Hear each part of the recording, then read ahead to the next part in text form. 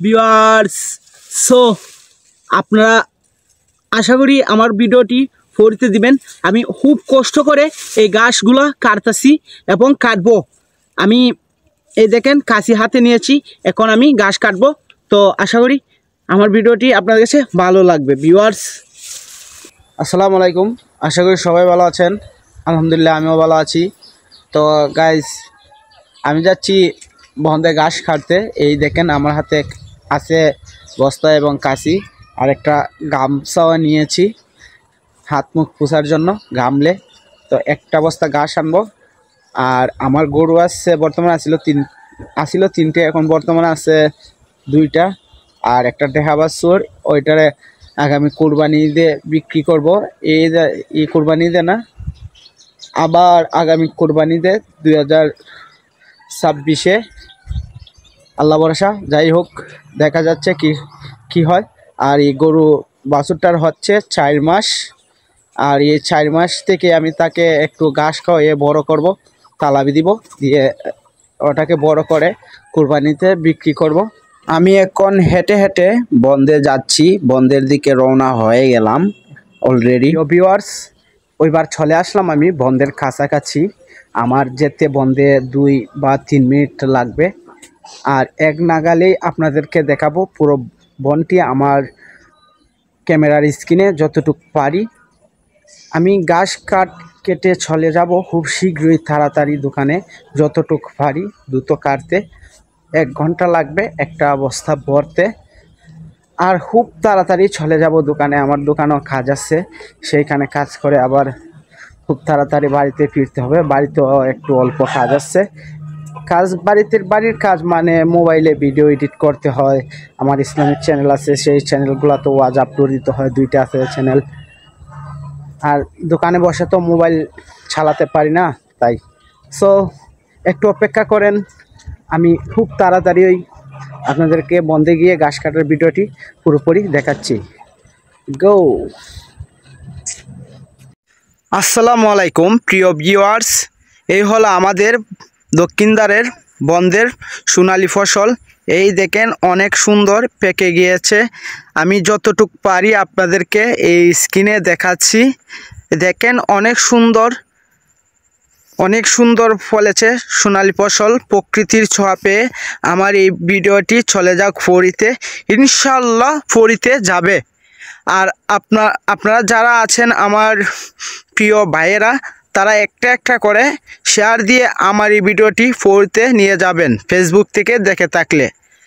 আশা করি আপনারা আমার কথাটি বুঝছেন। আমার পরিশ্রম যদি আপনাদের কাছে ভালো লেগে থাকে তাহলে অবশ্যই ইনশাল্লাহ আমার ভিডিওটি শেয়ার করে দিবেন।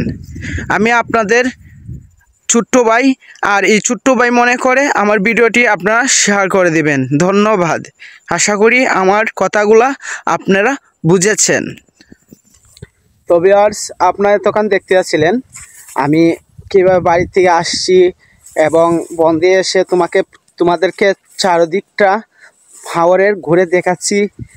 আর আমি এই দেখেন চতুর্দিকে ধান, আর এই ধান ক্ষেতের ভিতরেই ঢুকে আমার আইলের মধ্যে ঘাস কাটতে হবে, অনেক কষ্ট হবে। চারিদিকে ধানে আতগুলা কেটে পেলে লাল লাল হয়ে যায়।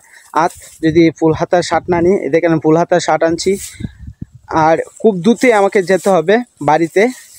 আর দ্রুত যাওয়ার কারণ হচ্ছে আমার দোকান আছে, আমি বললামই তো দোকানে কাজ করি।